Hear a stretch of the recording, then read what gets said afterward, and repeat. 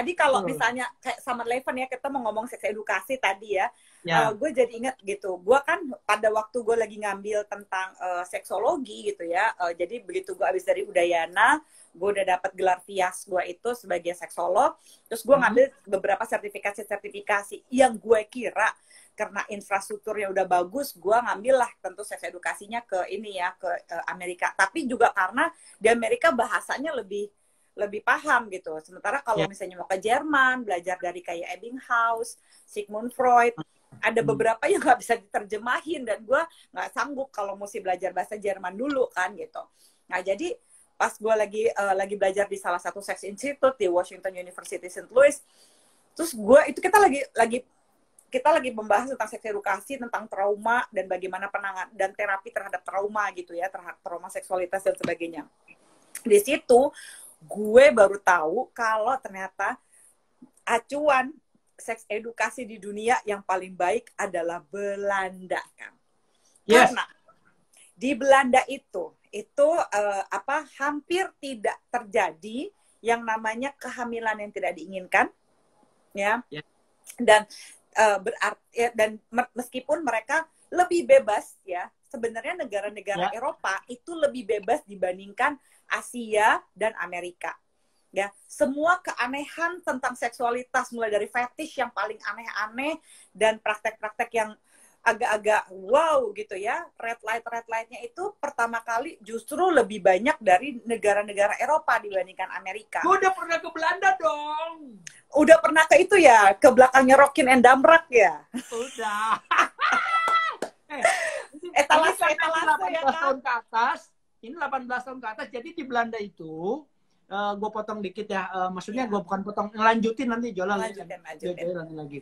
Jadi Red Light District itu memang itu jadi incaran karena di belakangnya Hard Rock Cafe ya Kang. Ya kalau gue sih nggak mau bilang hidung belang ya, karena baju gue belang.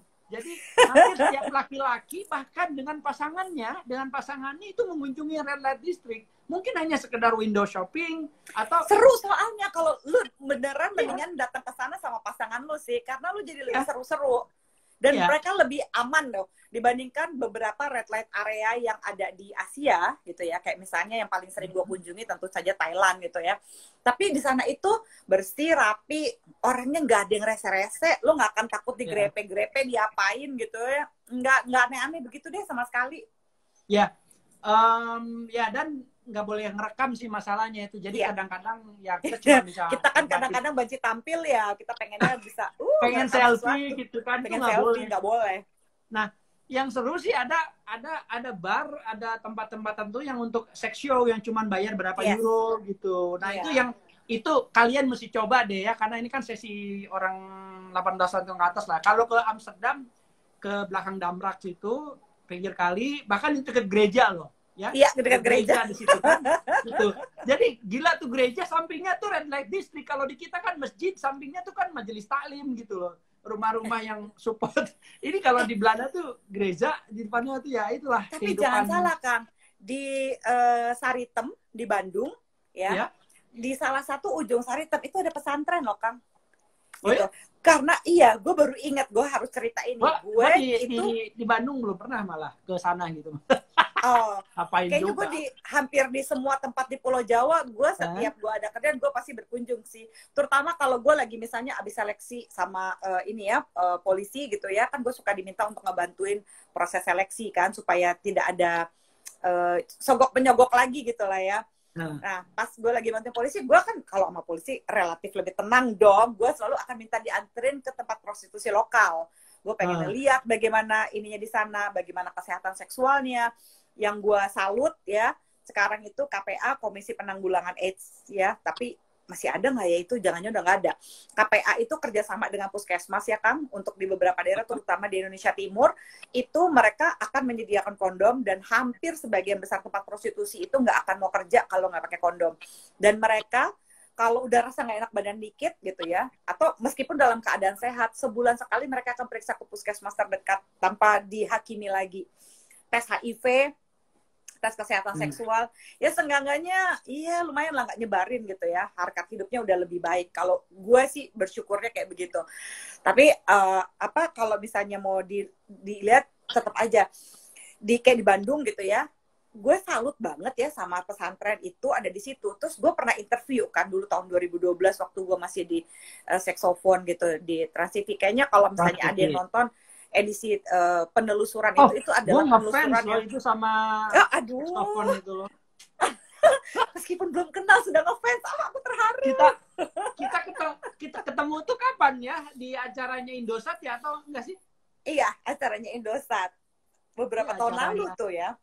Beberapa tahun lalu sih, udah yang kedua kalau nggak salah ya pertemuan. Iya, gitu. Terus jadi pas lagi waktu Saxophone itu, gue penelusuran ke sana dan gue tanya kan, gue bilang gimana sih suka dukanya ada pesantren di daerah prostitusi gitu. Bener-bener jadi di ujung gangnya itu di situ, dan dia baru habis sholat dan segala macam, dan banyak banget gitu yang datang ke situ. Bukan cuma perempuan gitu ya, ada beberapa laki-laki juga, tapi transpuan juga banyak yang ada di situ. Terus gue kan, wow, gue gitu ya, maksudnya, gue bilang, ini apa sih tujuannya ada di sini? Tau nggak? Itu si ustadznya bilang gini aja Mbak Zoya, buat saya sih gini, kalau orang mau bertobat dari sebelah, dia tahu tempatnya kemana, tinggal ke sebelah sini. Saya sih nggak masalah. Terus dia bilang, terus dapat ini nggak? Apa sih namanya? Wah gila, gue bilang, banyak nggak yang setuju? Maksudnya kalau gue, ya gue melihat ini adalah sebuah breakthrough. Ya kan, kalau lu mau nebus dosa, lu tinggal ke sebelah men gitu, lu dikasih jalan gitu kan ya. Terus dia bilang gini, oh saya banyak ditentang oleh sesama ustadz yang lain. Kenapa? Gue bilang gitu. Iya, karena dianggap saya itu melegalisasikan. Loh, saya kan nggak bisa melegalisasikan, orang saya bukan orang hukum. Jadi pinter banget gitu ustadznya. Dan dia bilang, saya pokoknya berdoa. Jadi mereka suka datang, minta didoain dan segala macam. Iya, gitu ya, saya doain gitu. Terus doanya gimana gitu? Ya saya bantu mereka untuk misalnya kalau kamu mau kembali ke jalan yang benar, kamu bisa ke sini. Saya buka pengajian. Jadi banyak banget yang akhirnya benar-benar bertobat habis dari situ. Jadi kalau ada yang bertobat, dia juga diserbu sama mafianya. Tapi kalau misalnya dia ketika dia mau membuat bertobat, ada beberapa teman-temannya dia juga yang relatif tidak membantu dia gitu sebenarnya. Jadi sedih-sedih miris gitu juga ya kan, sama apa sih daerah prostitusi dulu, Bongkaran ya, yang di Jakarta Pusat itu. Jatinegara apa? Itu Bongkaran di sini. Bongkaran Tanah Abang. Tanah Abang. Bukan yang Tanah Abang, yang di mana sih, Kang, yang sempat dibangun masjid, akhirnya di pinggir Keramat Tunggak itu kan hanya dibangun Islamic Center gitu. Dan di pinggir-pinggirnya masih banyak colongan prostitusi. Sedih sih menurut gue, ya kan? Gitu. Ya. Prostitusi itu adalah bagian dari kehidupan manusia. Itu nggak bisa terlepas di berbagai belahan dunia, bahkan dari sejak ribuan tahun yang lalu. Kenapa? Karena tadi gue dari awal sering mengatakan bahwa sejak manusia itu dilahirkan, ya yang namanya seks itu ada. Kenapa? Ya nggak mungkin Adam sama Hawa nggak melakukan seks, gitu kan? Ada hal yang dari mana? Ada hal yang sangat filosofis. Kenapa Adam dikeluarkan dan Hawa dari surga? Karena ada yang mengatakan beberapa versi gini ya. Karena Adam itu tergoda. Adam itu sebenarnya kuat. Adam itu kuat. Jin, setan, iblis apapun menggoda, dia tahan. Tapi ketika setan masuk merasuki Hawa, Adam tergoda, dan kemudian Adam memakan buah huldi. Padahal buah huldi itu haram, tidak boleh. Nah, apa yang terjadi ketika Adam memakan buah huldi? Nah, Adam jadi hilang kesadaran, maka terjadilah persetubuhan itu. Dan itu masih dilarang, belum diresmikan, ibaratnya gitulah. Nah, jadi persetubuhan jadi kan kalau kata dosen gue dulu, dosen filsafat, Adam makan buah huldi, setelah itu apa ngapain? Adam buka celana, hah? Ngapain? Kita semua bingung kan, karena kita nggak tahu efek buah huldi. Adam buka celana, ngapain? Sakit perut, berak, katanya. Udah dilarang mahasiswa. Nah, jadi Huldi itu memabukkan gitu. Makanya kan kenapa sebenarnya alkohol, minuman keras itu kita misalnya di Islam diharamkan karena memabukkan, sesuatu yang menghilangkan kesadaran kita. Kan bisa nggak sedikit kan orang yang minum mungkin bergaul dengan perempuan atau tinggal dengan perempuan, itu kan kemudian terjadi hubungan hubungan yang itu di luar kesadaran terjadinya. Kan seperti itu menurut gua nggak enak. Justru hubungan intim itu dilakukan dengan sadar dong, bener nggak? Iya. Kalau menurut gue. Kalau menurut gue justru jangankan tinggal bareng lah, nggak usah deh. Kalau tinggal bareng terus jadi tergoda melakukan hubungan seks, kadang-kadang nggak pakai mabok juga tinggal bareng bisa langsung berhubungan seks kan. Tapi gini, kita misalnya gini, kalau gue selalu tidak menyarankan hubungan seks yang tidak sober gitu ya. Lu pergi ke kafe gitu ya, lu hang out, lu dugem dan segala macam, lu minum kebanyakan.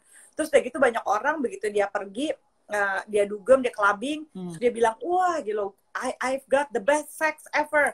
Gue mendapatkan seks yang luar biasa gitu enaknya. Pada saat itu lu sedang dalam pengaruh alkohol. Dari mana short term memory lo ya, ingatan jangka pendek lo itu bisa menyimpan kenangan itu seperti yang lu ceritakan menjadi sebuah kenangan jangka panjang, dan apakah kejadian ini sesungguhnya seenak hayalan lu karena alkohol, atau mungkin ada happy five, happy sama atau apapun itu ya, obat-obatan itu yang membuat lu jadi terangsa. Kalau gue sih melihat ini sebenarnya nggak segitu-gitu amat, Kang. Jadi setiap keputusan yang lo ambil dalam keadaan tidak sadar gitu, itu bukanlah seks yang sebenarnya bisa lo nikmati atau seks yang bisa menjadi memori lo untuk jangka panjang gitu. It's always. Sebelum jawab, menarik karena tadi oleh sebab itu prostitusi itu tidak bisa dihilangkan. Yang ada prostitusi itu mesti dikelola. Bahkan alih-alih itu bisa menjadi sumber devisa gitu. Aduh, gak ada yang membela gue selama ini. Lu kemana aja sih, Kang? Kenapa lu gak pernah membela gue dalam hal ini? Gue gak pernah. Kenapa kita gak pernah satu panggung ya kalau di TV ya? Iya, makanya kita di TV belum pernah nih. Makanya mungkin nanti di YouTube-nya lu lah, gue bisa ngobrol mungkin lebih serius, lebih seru beberapa part gitu ya persoalan ini. Kenapa? Karena dalam sejarah seperti yang tadi gue bilang tidak bisa dipisahin. Selama ada manusia ya seks itu selalu ada. Nah makanya mesti dilokalisir. Ali Sadikin lah orang yang paling berani melakukan yang namanya lokalisasi itu. Keramat Tunggang itu yang bikin Ali Sadikin. Gitu. Iya. Kalau gitu. Nih ya, ini jangan pada menghujat gue sama Kang Asep dulu ya. Jadi gini ya. Kenapa sih ada lokalisasi? Lokalisasi ini udah ada sejak kita masih namanya Batavia, ya. Benar, dulu masih Batavia itu di daerah Mangga Besar dekat stasiun kota, ya. Mulai dari nama Belanda yang dulu pekerja seksnya itu adalah orang India, India campur Portugis, air itu berubah menjadi Portugis campur Cina, gitu ya, sampai akhirnya jadi orang Indonesia gitu, yang bener-bener pure Indonesia gitu. Nah. Dari zaman dulu sampai sekarang, kenapa gue sangat setuju dengan Ali Sadikin pada waktu itu dengan membuat lokalisasi, karena dengan lokalisasi petugas kesehatan kayak gue nih bisa datang ngajarin supaya tidak terkena infeksi menular seksual gitu ya. Makanya gue masih suka datang dan ngelihat gitu gimana sih caranya supaya mereka tetap sehat nggak gitu, mereka ngecek nggak ke rumah sakit. Itu bukan cuma tugasnya KPA gitu sebenarnya, tapi kita juga bisa datang dan menghindari perilaku beresiko. Kalau gue lebih setuju dibikin hampir sama seperti Singapura gitu dan beberapa daerah di Eropa. Caranya apa? Dibikin kartu chip di mana mereka harus bayar pajak ya, dan mereka juga punya kartu kesehatan di dalam chip itu yang kalau mereka bulan ini mereka belum ngecek kesehatan seksual mereka belum tes VCT, mereka belum tes viral load, mereka nggak boleh kerja dulu. Gitu, ada asuransinya gitu. Kalau buat gue itu kan malah nambah devisa gitu. Ngapain sih daripada kita juga ini ya gitu pergi ke luar negeri, ke sana kemari, prostitusi online lebih bahaya menurut gue. Joya, teman-teman yang hidup di Jakarta, kalian nikmatin Jalan Pramuka, Jalan Pemuda, itu duitnya dari legalisasi prostitusi itu dibikin jalan itu gitu. Jadi kalau kita hidup di Jakarta, Mangga Besar, Mangga 2 dan sekitarnya. Iya, itu duitnya besar. Sekarang kenapa prostitusi di Mangga Besar nggak diberantas? Ya karena gede buat pemerintah DKI masuk itu. Kalau mau berantas, jago deh kalau bisa. Nah, kalau saya lebih setuju supaya tidak menyebar, tidak meluas kemana-mana, tempatkan di satu tempat, mau di pulau kayak seperti di Kucing, misalnya di Sarawak sana ya, itu mereka punya lokalisasi. Sehingga yang datang ke Kucing, ada highland itu ya ada tertentu gitu. Jadi ginilah, bukan dan yang gue salut juga dari Malaysia. Bukannya kita pro prostitusi ya. Bukan ya. Tapi untuk menyelamatkan Republik ini dari misalnya takut pandemi, apalagi nanti ada dari karena prostitusi, misalnya amit-amit gitu ya. Atau permasalahan sosial ya kan dari seksual itu kan nanti ada muncul permasalahan sosial, permasalahan ekonomi. Nah, ini mesti diantisipasi oleh pemerintah. Karena gue yakin setiap orang yang punya keputusan bergaul dalam hal tertentu, melakukan apapun itu pasti ada hal-hal yang mendorong mereka gitu. Nah, tadi ada beberapa pertanyaan di sebelumnya itu, apa sih yang menyebabkan orang misalnya kemudian melakukan prostitusi bisa zaman dulu, kemudian ada nggak sih sekolah-sekolah prostitusi zaman dulu? Maksudnya sekolah untuk supaya jadi seorang profesional seperti geisha misalnya. Seperti geisha misalnya, bahkan dari mulai bagaimana cara menggunakan pakaian, dari mulai bagaimana merawat badan, dari mulai cara berjalan, dan sebagainya itu diajarin gitu, ada ini supaya memikat dan lain sebagainya. Nah, tapi kembali ya, ini gue tadi takut lupa ya, Zoya, ada pertanyaan yang ini, kok bukan ini sih? Yang LGBT tadi ya? Yang ini nih, LGBT. Bagaimana konsep atau perkembangan LGBT pada masa lalu? Mungkin Mbak Zoya.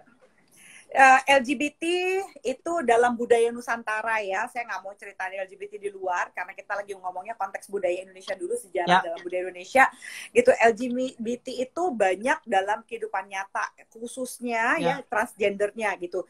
LGBT itu adalah lesbian, gay, biseksual, dan transgender gitu ya.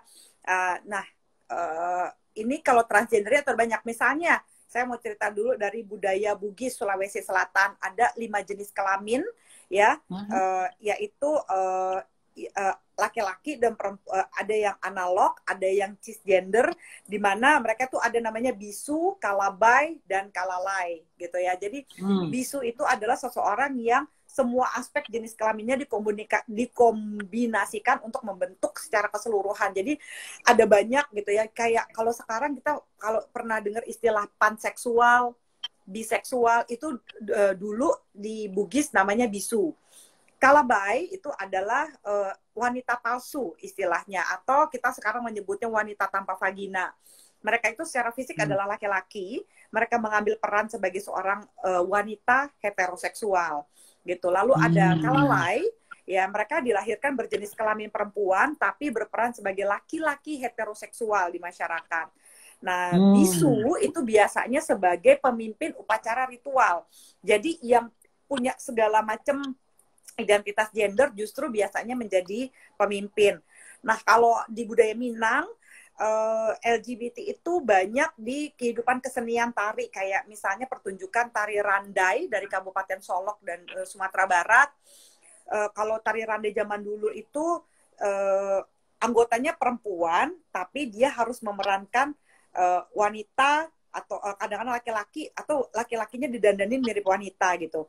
Pemain laki-laki memeran wanita ini disebut sebagai bujang gadih.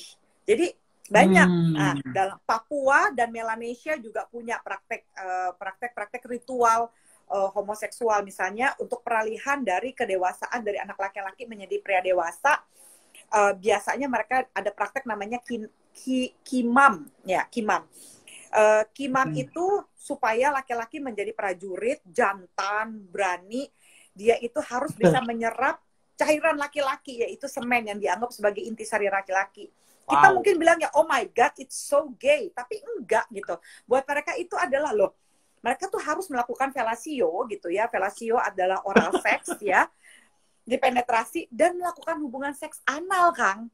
Gitu. Itu ada di culture-nya. Nah, budaya Jawa nih banyak sebenarnya dalam tari-tarian. Misalnya pertunjukan tari wayang, ya, wayang orang, ludruk, lengger gitu ya, tarian lengger. Lengger atau lengger sih bilangnya, maaf ya kalau gue salah, Jawa gue payah banget nih. lengger ya bilangnya, bukan lengger kan ya. Jadi akronim dari kata-kata leng dan jengger, di mana artinya perempuan yang ternyata adalah laki-laki. Jadi lengger ini merupakan kesenian berkaitan dengan upacara syukuran keberhasilan panen di daerah Banyumas. Nah, lengger juga adalah bagian dari lambang kesuburan. Ingat simbolisasi lingga dan yoni tadi. Lingga adalah vagina, yoni adalah penis gitu ya, dari Candi Sukuh. Nah, ini sebenarnya perpanjangan kisah dari Candi Sukuh. Jadi orang yang di sekitar Candi Sukuh itu menerapkan tari lengger ini sebagai perpanjangan perpanjangan budaya, kayaknya extended gitu, histori dari si Candi Sukuh ini. Jadi mereka itu percaya bahwa kalau gue menarikan tari lengger ini ya, seperti juga ketika kita mengunjungi Candi Sukuh, kita diharapkan itu akan terlepas dari segala energi negatif atau energi buruk gitu ya. Ini lengger itu juga dari budaya keraton yang lazim dilakukan di daerah Banyumas, Kedu, Kebumen, dan Purbalingga. Karena dia dari budaya rakyat, makanya pakem geraknya itu bisa beda-beda, tapi kebanyakan ekspresinya tuh cenderung sensual gitu. Nah, kalau Jawa kuno kita udah tahu ya, Jawa kuno di Centini juga ada loh. Di Centini dan Arjuna Wiwaha. Waduh, nih gue paling semangat nih kalau begini nih. Jadi buku Centini yang gue baca itu buku ke-9 dan buku ke-12 di kitab Centini itu adalah berisi tentang syahwat gitu. Jadi tembang raras ya. Tembang raras. Tembang raras dan Centini itu pergi terus dia pakai pakaian laki-laki. Dia mau mencari Amonggraga atau Amongraga ya? Amongraga ya namanya. Amongraga ya. Nah, dia mau mencari ini si Amongraga. Nah, fenomenanya transvestite gitu ya. Jadi fenomena transvestite adalah mereka yang transvestite itu individu yang menggunakan pakaian lawan jenisnya untuk bisa merasa terangsang. Dia itu fenomena Amongraga ini adalah laki-laki belia, gagah, ganteng gitu ya. Padahal dia sebenarnya adalah seorang penari yang cross gender. Kesehariannya penampilan kayak perempuan, tapi dia laki-laki ganteng sesungguhnya, teman-teman sekalian. Dan dalam Centini juga diceritakan keberagaman orientasi seksual masing-masing tokohnya. Kayak misalnya kaum heteroseksual yang diwakili oleh Amongraga dan tembang raras. Kaum biseksual diwakili oleh tokoh Cebolang dan Sawitri. Sementara kaum homoseksual yang tergambar dalam perilaku seks warok dan gemblangnya dalam budaya reok Ponorogo. Kalau gue salah koreksi gue ya, Kang. Ya. Oke. Dan gitu. Itu jadi dalam budaya warok dikenal istilah gemblak. Gemblak benar nggak sih gue nyebutnya gemblak? Sebenarnya ini adalah bentuk lain dari homoseksual yang pedofil. Jadi mereka ini adalah homoseksual yang hanya menyukai anak laki-laki gitu. Nah, warok gemblak ini mirip dengan tradisi pejantanan di Yunani kuno gitu. Nah, arti lain dari gemblak, kalau di Yogyakarta ada sebuah kampung yang namanya Gemblakan. Itu sebenarnya kediaman dari abdi dalem atau tukang pengrajin peraknya istana. Nah, Gemblakan itu kalau masih ada ya, di sisi utara kampung Suryat Majan, Kecamatan Danurejan. Semoga gue gak salah nyebutnya. Kampung Gemblakan ini ada di wilayah Kelurahan Suryamajan, Kecamatan Danurejan. Kampung Gemblakan ada 2, Gemblakan bawah dan Gemblakan atas. Ruas jalan antara Kampung Gemblakan ini adalah Jalan Mataram yang dulunya disebut sebagai Jalan Gemblakan. Nah, arti lainnya ini adalah merupakan ledek lanang gitu. Ini adalah salah satu penelitian dari Dr. Salamun tahun 89 dan tahun 90 pada halaman 66. Kalau misalnya ada yang kepo banget, dan semuanya ini tadi yang gue bacain ini dipresentasikan gitu ya oleh ini ada di pertemuan 2 tahunan Asosiasi Seksologi Indonesia di Banyuwangi. Jadi waktu itu kan kita mesti presentasi karena kita seksolog gitu. Dan ini salah satunya oleh Prof. Kuncoro gitu tentang LGBT dalam budaya Nusantara. Jadi kalau ada yang bilang bahwa ada yang menolak LGBT hanya karena dia punya orientasi seksual berbeda juga udah nggak oke banget. Karena bagaimanapun juga mereka manusia. karena kita tidak mengerti kenapa mereka punya ketertarikan terhadap sesama jenis, ketertarikan terhadap kedua-dua jenisnya gitu, sesama jenis maupun beda jenis, bukan berarti kita bisa mendiskriminasikan kaum minoritas ini gitu. Dan ini sudah menjadi bagian dari sejarah wayang gitu ya. Itu ada banget Bayang kalau nggak salah ya, ada salah satu tokoh wayang di Jawa sekitar abad 10 Masehi kalau saya nggak salah, itu ada tokoh wayang.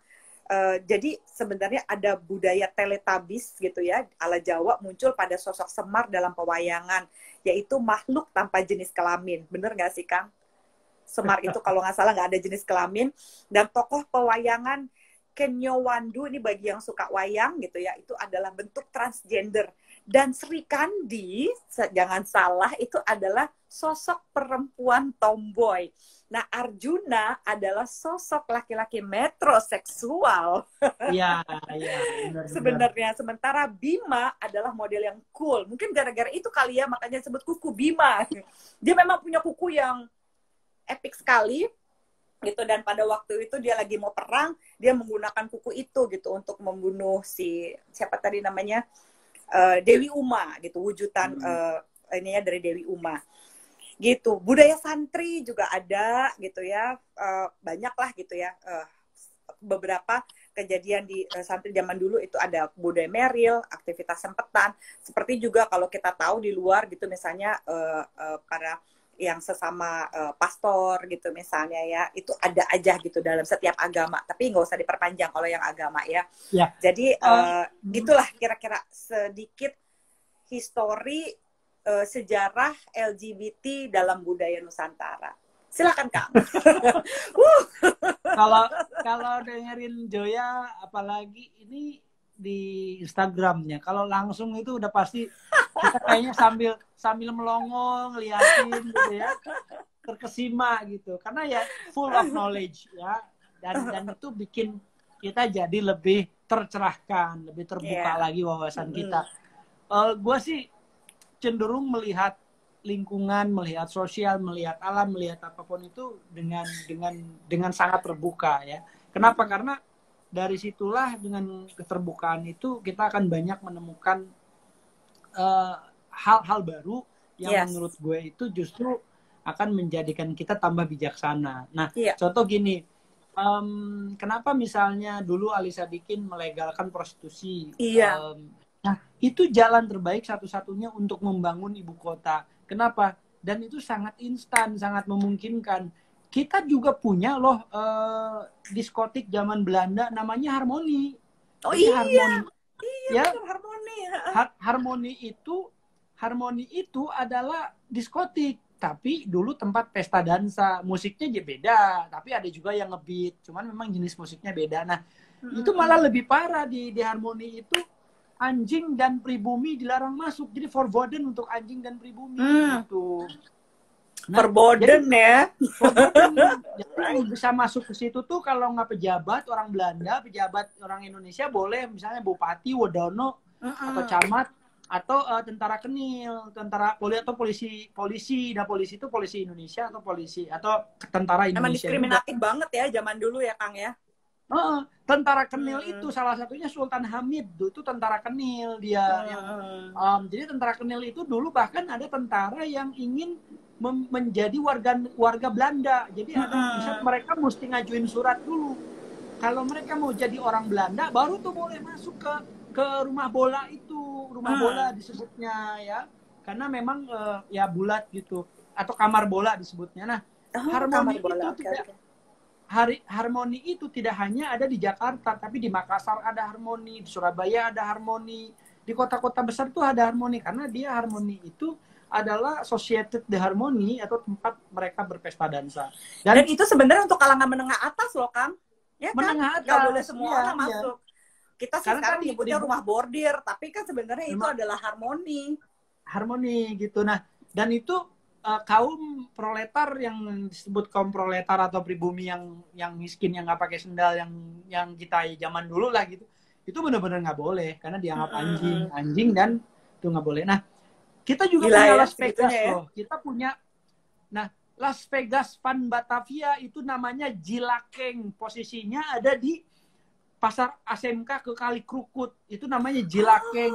Nah, itu judi di situ dilegalkan, kemudian prostitusi dilegalkan, dan miras, mabuk ya, termasuk madat itu dilegalkan. Makanya kita punya gang madat namanya. Sekarang menjadi gang gitu. Kesejahteraan. Itu di daerah pecinan gitu, dan memang penguasanya pecinan. Rumah bordil itu ternyata pecinan ininya. Dan sampai ternyata sekarang kan dari zaman dulu ya pasti di daerah pecinan ya awalnya ya, karena kayaknya pergerakan ekonomi itu dikuasai oleh Tionghoa dan sebagainya pada waktu itu, dan mereka yang membuka rumah bordir pada zaman dulu. Betul. Ya masih namanya masih Batavia. Jadi gini, sebenarnya orang Tionghoa itu membawa serta budaya dan tradisi mereka. Tradisi mabuk-mabukan minum arak itu kan dari Tionghoa. Iya, lihat sampai kungfu zaman dulu. Kalau mabuk kan aipang. Dan jangan salah, si orang Tionghoa ini diberikan hak secara formal resmi oleh Belanda untuk mengelola itu. Jadi benar-benar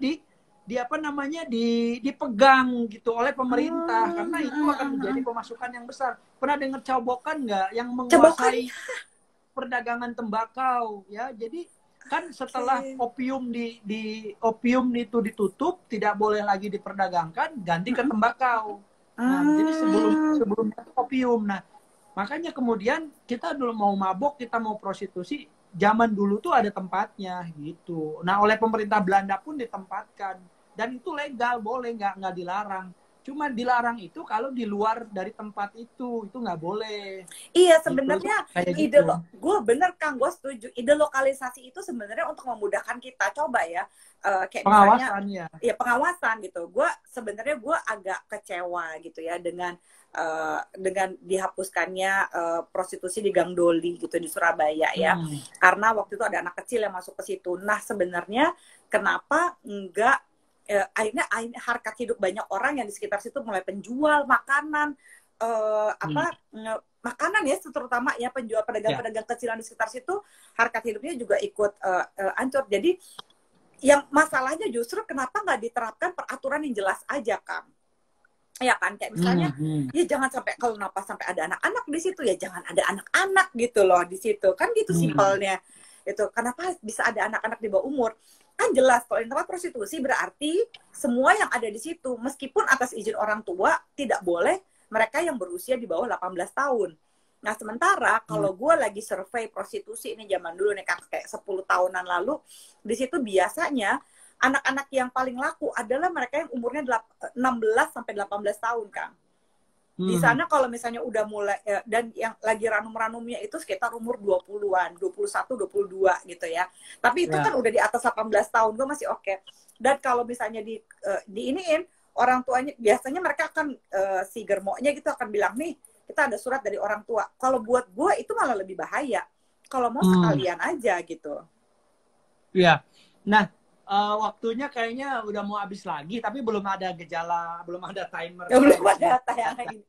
Ya. Tapi gini, kalau gue sih usulin nih Kang, kalau boleh kita minggu depan kita membahas seks dan para raja gitu, termasuk kayak apa sih namanya, Ratu Laut Selatan. Boleh, ya, boleh. Dan menarik. gitu. Nanti ya, gue siapin minggu depan. Bukunya. Ya, gitu. Biar lebih seru. Terus kita juga nanti bahas tentang itu loh, kisah hebohnya Matahari ya, Spice ya kan, itu mitos fakta sih gitu, what's really going on gitu di balik cerita itu. Tapi sebenarnya kita pokoknya mau cerita yang Indonesia dulu gitu, biar lebih ini epic. Ada pertanyaan agak OOT katanya, maaf agak OT. Gimana menurut Kang Asep dan Mbak Zoya tentang prospek pernikahan sama jenis di Indonesia? Mbak Zoya mungkin bisa menjawab. Kalau gue tidak mau menjadikan itu prioritas. Buat gue prioritas yang paling penting sekarang adalah pengesahan rancangan undang-undang penghapusan kekerasan seksual gitu ya. Kenapa gitu? Karena ini udah gawat darurat. Udah terlalu banyak orang yang tersakiti dan banyak korban yang tidak banyak korban yang nggak tahu mau gimana nolongnya gitu, karena nggak ada payung hukumnya gitu. Kayak kejadian baru-baru ini di kejadian Starbucks, yang ngerekam itu dapat kena undang-undang ITE, tapi justru pelakunya yang suka menyoroti payudara atau paha itu malah lagi bingung gitu mau ditahan dengan pasal apa.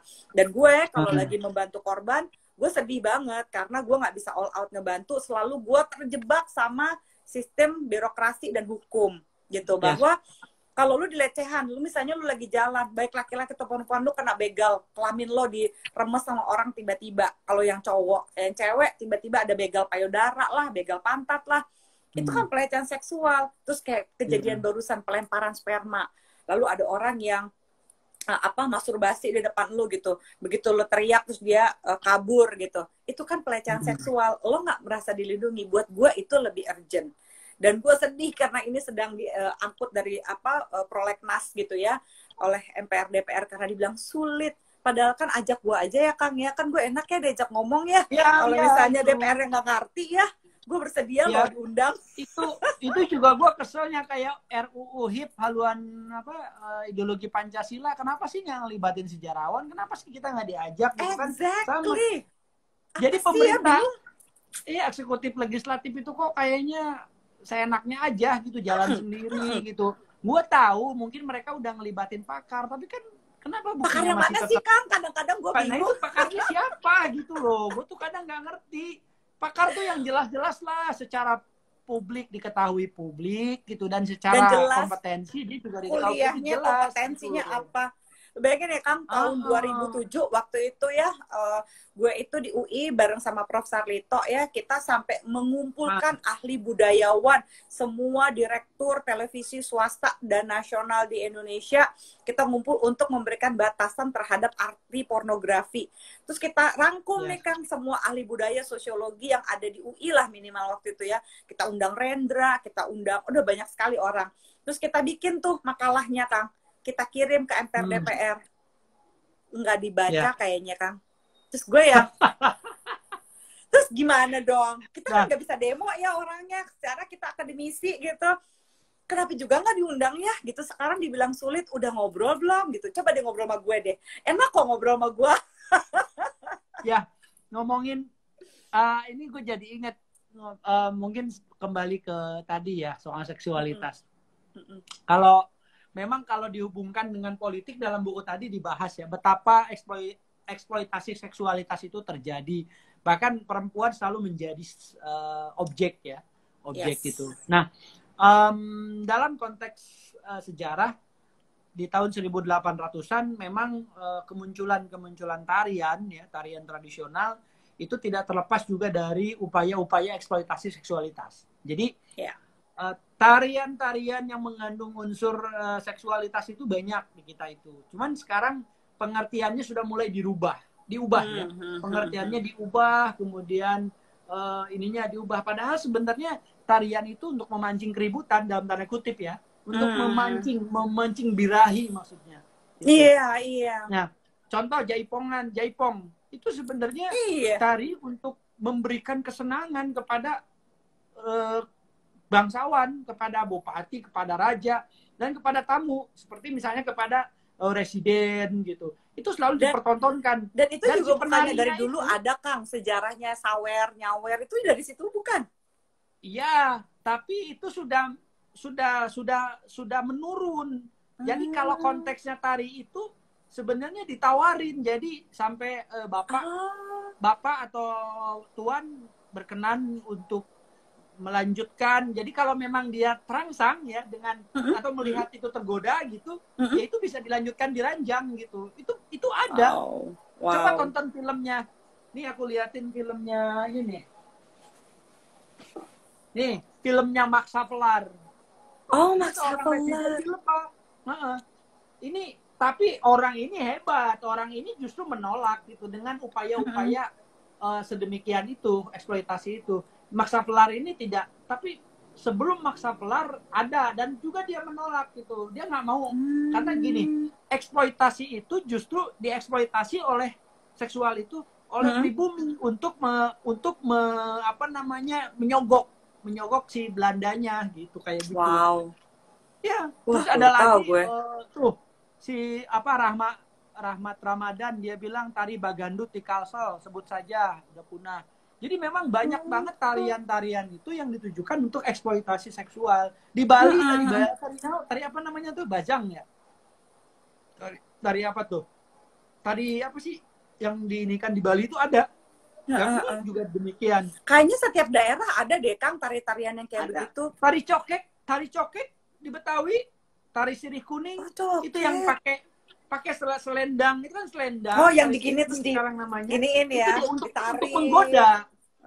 Untuk menggoda gitu. Jadi sebenarnya dan katanya gini Kang, kalau zaman di prostitusi pertama ya tahun 1800-an something gitu ya, waktu masih namanya masih Batavia, justru dulu cara menarik pelanggannya justru dengan jatuhin sapu tangan. Iya.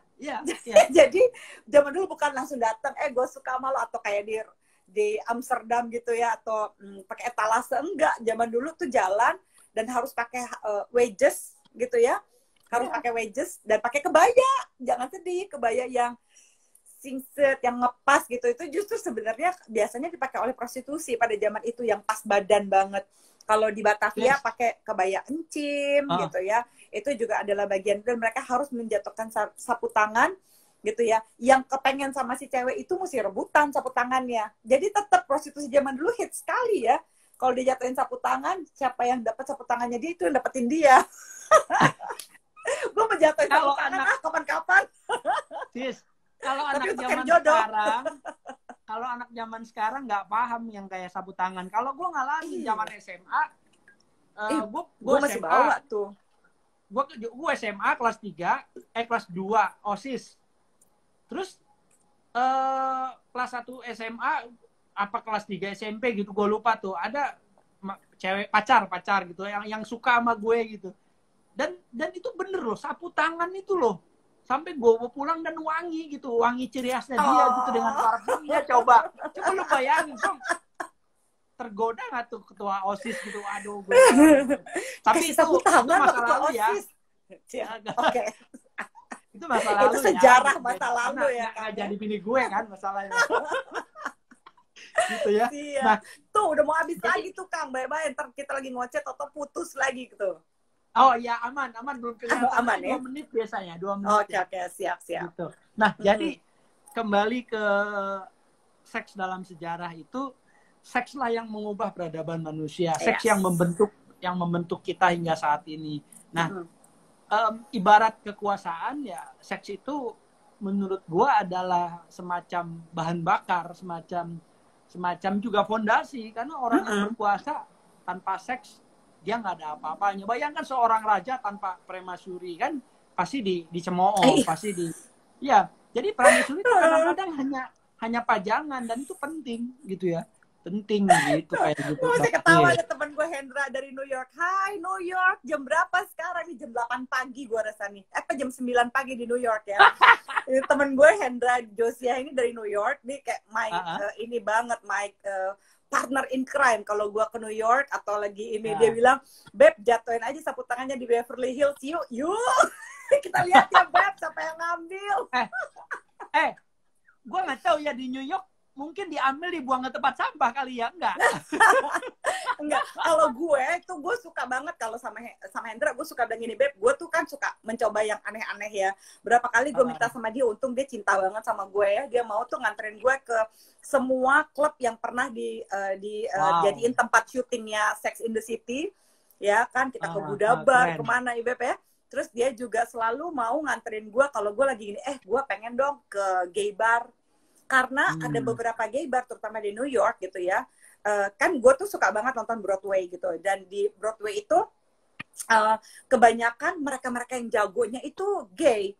Jadi ada satu gay bar, gue nggak tahu gimana caranya dia nyariin itu buat gue gitu ya.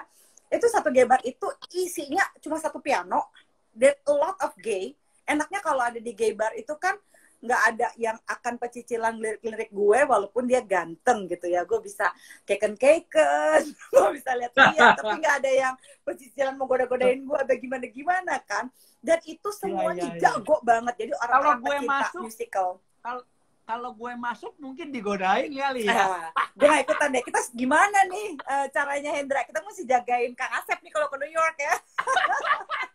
Gue suka suka banget bereksperimen ke gay bar gitu sama dia. Tapi kebanyakan gue ke gay bar, bukan ke lesbian bar gitu ya.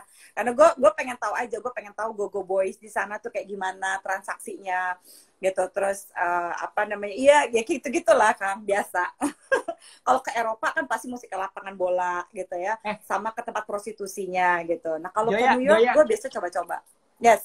Dia di Indonesia tuh kan ada beberapa selebgram yang gue nggak tahu ya apakah kontennya dia itu, dia kan dia cowok, terus dia seseorang pernah ya, seseorang yang lu mungkin tahu lah ya, dia sempat dipanggil ke TV juga. Gue mungkin nggak tahu ya, enak gue apa enggak ya sebutin namanya gitu. Tapi dia ini cowok, terus dia berperilaku sebagai cewek, terus dia bikin konten terus sebagai yang dia bilang peri dari kayangan, dia suka cerita kayak gitu loh. Pernah denger nggak? Oke. Mungkin nggak apa-apa kali ya, karena tapi gue cuma pengen tanya apakah dia tuh beneran apa namanya apa ya disebutnya tuh kalau gitu ya, cowok berperilaku sebagai cewek, tapi kan dalam konteks seksualitas gue nggak ngerti ya, cuman penampilannya aja cowok jadi cewek gitu. Nah kan tuh ada yang komen tuh Mimi Peri gue nggak sebut.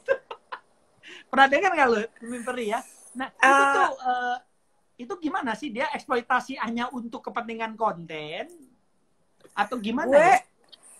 Yang gue sempat dengar tentang Mimi Peri itu adalah waktu lagi kasusnya Deddy Susanto, ya kan, Deddy Susanto. Jadi kalau nggak salah Deddy Susanto itu sempat semacam bukan mengecam ya, tapi kayak Mimi Peri itu jadi merasa lebih galau terhadap seksualitasnya karena Deddy Susanto mengatakan bahwa LGBT itu harusnya bisa sembuh, LGBT itu adalah sebuah apa ya, LGBT itu adalah trauma dari sejak lahir, dan itu sempat yang menurut gue nih baca di Instagramnya Revina pada waktu itu, dan Mimi Peri itu jadi galau. Kalau gue sih sangat-sangat apa ya, sebel ya sama yang kayak gini-gini, karena gini, pertama LGBT itu bukan penyakit. Kalau penyakit misalnya nih, gue nggak mau sekolah sekarang, kenapa? Ya gue lagi sakit nih, gue lagi lesbian, nggak bisa kan? So, jadi itu bukan penyakit, oke? Please dong, ini udah tahun 2020 ya. Menurut DSM, Diagnostic Statistical Manual for Mental Disorder, itu bukan sebuah penyakit. Tapi gue nggak mau berantem soal itu, oke? Pokoknya itu adalah sebuah penyimpangan normal. Dia menyimpang secara sosial karena sebagian besar dari kalian menganggap itu menyimpang, tapi dia tidak menyimpang secara psikologis dan tidak ada penyimpangan klinis sama sekali. So Mimi Peri menurut gue, kalau berdasarkan Instagramnya Revina yang gue baca, ya correct me if I'm wrong ya, dia itu kayaknya dia memang dia ada deh LGBT-nya, gue nggak tahu yang mana tapi ya. Apakah dia bisexual atau apapun itu, tapi yang jelas dia merasa sangat tertekan karena sama si Deddy Susanto yang dokter psikologi palsu itu, dia terus-terusan dibilang ada trauma masa lalunya pada saat dia di dalam kandungan, ya pokoknya menyalahkan sejarah masa lalunya dia or something like that, dan dia mau diterapi katanya yang abusively gimana supaya dia berubah menjadi straight atau menjadi heteroseksual. Buat gue sih itu kacau ya. Tapi kayaknya Mimi Peri itu, kalau dari situ sih pasti dia ada orientasi seksual yang yang lain ya, bukan hetero gitu. Entah dia bisexual atau dia yang lain gitu. Beda. Sebelum dijawab yang itu tadi ada yang gini, ada yang nanya, ada yang ngusulin, Kang Asep bikin dong live IG, Instagram tentang temanya seks di Indonesia di zaman kolonial. Tadi sih beberapa udah kita bahas. Udah bahas sebagian ya. Ya. Ini kan kita udah 2 jam nih, mau ke 2 jam. Mungkin nanti bisa lebih ini lagi, dicari spesifik, misalnya tadi zaman kerajaan kah, atau apa gitu ya. Tadi ya udah ngajak sih minggu depan. Nah bedanya non-monogami dan sama poliamori. Gue sih nggak terlalu tahu ya. Coba mungkin Zoya gimana? Sebenarnya non-monogami itu sering juga disebut sebagai ini ya, non-monogami adalah open relationship gitu ya. Sementara poliamori adalah mereka yang berkomitmen dengan banyak orang gitu. Jadi kalau misalnya aku misalnya mau melakukan open relationship, misalnya aku menikah dengan Kang Asep gitu, terus aku mau open relationship. Intinya bahwa aku dengan Kang Asep tetap menikah, tapi ketika aku mau pacaran dengan yang lain atau Kang Asep mau pacaran dengan yang lain, kita harus ada persetujuan dulu. Itu yang non monogami ya. Jadi menikah tapi open relationship. Ya, tapi nggak boleh sembarangan main tidurin siapa aja, tidurin siapa enggak, itu ada aturannya dan aturannya biasanya jelas.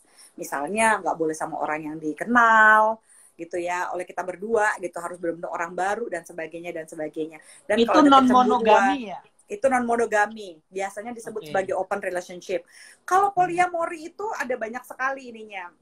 Poliamori itu biasanya komitmen. Jadi misalnya aku komit menikah gitu dengan Kang Asep.